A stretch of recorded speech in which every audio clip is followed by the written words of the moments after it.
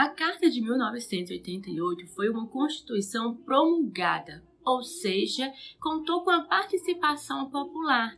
E isso não nos é estranho porque havíamos acabado de conseguir nos libertarmos de um período ditatorial de repressão. E este documento atual, de 1988, procurou a todo custo ressarcir o prejuízo que este período de repressão nos causou.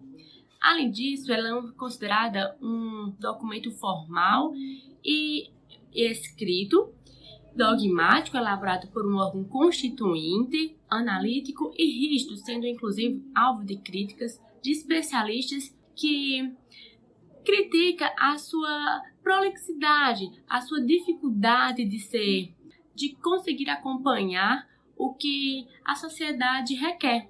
Pois nós bem sabemos que o processo para alterar nossa Constituição é através das chamadas emendas constitucionais, algo bastante minucioso e rígido. Além disso, a Constituição, em sua promulgação, contou com a participação dos chamados partidos centrão conservadores e também foi influenciado por ideais democráticos e liberais.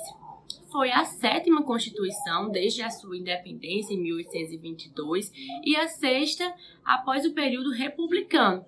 O documento foi elaborado pela Assembleia Nacional Constituinte, eleita democraticamente, em 1986 e presidida por Ulisses Guimarães, onde, naquele período, o presidente era José Sarney. O pluripartiditarismo foi ampliado, legalizando-se partido como o PCB e PCdoB, surgindo novos como o PSDB, dizem-se de membros do PMDB, atual MDB, e o PL, que era o Partido Liberal, e formando por ideias do neoliberais do empresariado. Era a solidificação de transição entre o antigo regime e a nova república em 1989.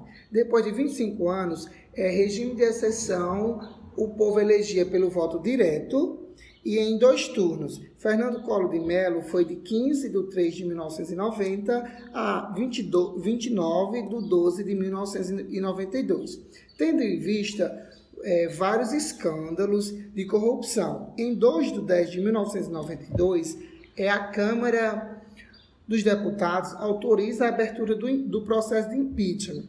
E em 29 de 12 de 1992, Collor renuncia ao mandato e os senadores aprovam sua inabilitação política por 8 anos. O primeiro plebiscito aqui no Brasil ele teve data prevista no artigo 2 do ADCT para o dia 7 de setembro de 93, mas ele foi antecipado para o dia 21 de abril do mesmo ano, pela Emenda Constitucional número 2 de 92.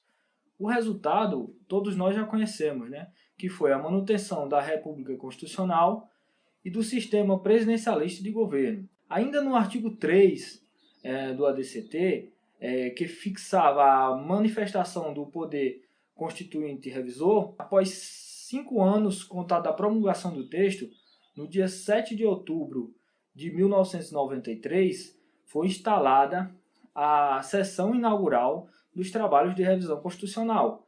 E após 237 dias de trabalho, com cerca de 30 mil propostas de revisão constitucional, foram feitos 74 projetos de revisão, sendo que apenas 6 foram aprovados como emenda constitucional de revisão. A nossa Constituição ela já foi alterada, além dessas 6 emendas constitucionais de revisão, 68 vezes, isso trazendo profundas mudanças no texto originário. Esta carta ela veio para ampliar os direitos trabalhistas das Constituições de 1946 e 1967, reduzindo a jornada semanal de 48 para 44 horas, restituindo o direito à greve e instituindo a liberdade, associações sindicais ao 13º salário do aposentado e o seguro-desemprego.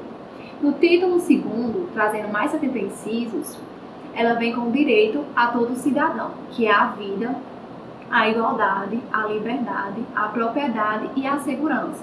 Mas os inovadores são 12 que estão nos direitos sociais, que está no capítulo 2, que temos como exemplo o transporte, o lazer, a previdência social e entre outros.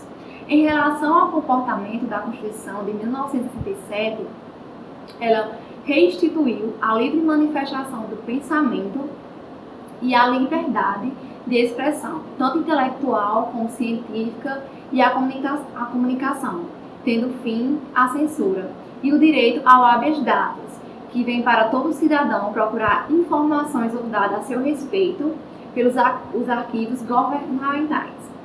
E em relação à eleição, ela voltou a ser direta e universal, sem distinção de gênero e classe, sendo obrigatório para os maiores de 18 anos. O nosso Poder Executivo é representado pelo Presidente da República, o seu vice e os ministros. O Poder Legislativo é representado pelo Congresso Nacional, que é a junção da Câmara dos Deputados com a Câmara dos Senadores. Já o nosso Poder Judiciário é uma representação dos outros órgãos judiciários. O Poder Judiciário é tratado pela Constituição Federal nos termos do artigo 92, que diz que são órgãos do Poder Judiciário: o Supremo Tribunal Federal, o Conselho Nacional de Justiça, o Superior Tribunal de Justiça, os tribunais regionais federais e juízes federais, os tribunais e juízes do trabalho, os tribunais e juízes eleitorais, os tribunais e juízes militares e os tribunais e juízes dos estados e do Distrito Federal e territórios. Em relação ao controle de constitucionalidade, houve uma ampliação dos legitimados para a propositura da ADI, que é a Ação Direta de Inconstitucionalidade. A Constituição Federal de 88 criou o Superior Tribunal de Justiça, que é o STJ, a corte responsável pela uniformização da interpretação da lei federal em todo o Brasil, sendo o órgão de convergência da justiça comum. Nesse sentido, o STF passou a cuidar de temas predominantemente constitucionais. A Constituição é considerada rígida, pois existe um processo de alteração mais árduo, mais solene e mais dificultoso do que o processo de alteração das demais espécies normativas. Daí a rigidez constitucional. Referente à Constituição Federativa Brasileira de 1988, sendo ela democrática e liberal, teve influência da Constituição Portuguesa de 1976 devido à legitimidade popular. Referente às suas características, podemos citar a forma de governo, a forma de Estado, a inexistência de uma religião e a capital federal. A formação do Estado, no caso federação, a formação do governo, que é a republicana, a capitania federal, que no caso passa a ser Brasília, e a inexistência da religião oficial, ou seja, a laicidade do país. Para finalizar nossa apresentação, além dos direitos citados anteriormente pelos colegas, irei acrescentar outros direitos trazidos da Constituição. Os princípios democráticos e a defesa dos direitos individuais e coletivos dos cidadãos, consagrando direitos fundamentais de maneira inédita.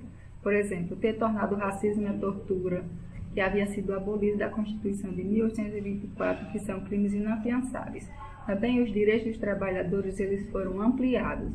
Pela primeira vez se estabeleceu o controle das omissões legislativas, seja pelo mandato de injunção, que é o controle difuso, seja pela ADI, por omissão, que é o controle concentrado.